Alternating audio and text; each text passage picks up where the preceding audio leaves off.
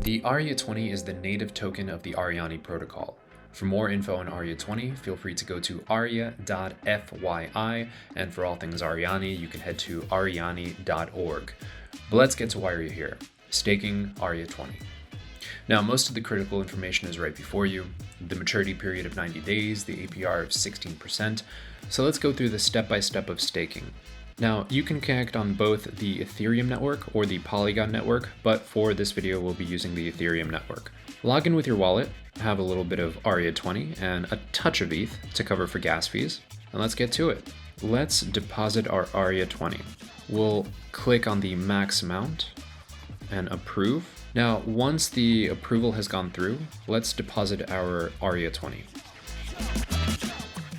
And this is why we set a touch of ETH to cover for gas fees. Gas fees have been quite significant recently. But for lower gas fees, you can always switch to the Polygon network. But let's hit confirm. Excellent. The transaction has been submitted.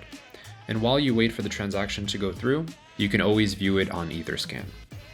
But it looks like we have successfully deposited our Aria20, and that is reflected on this page. Thank you for staking your Aria20. We'll see you soon.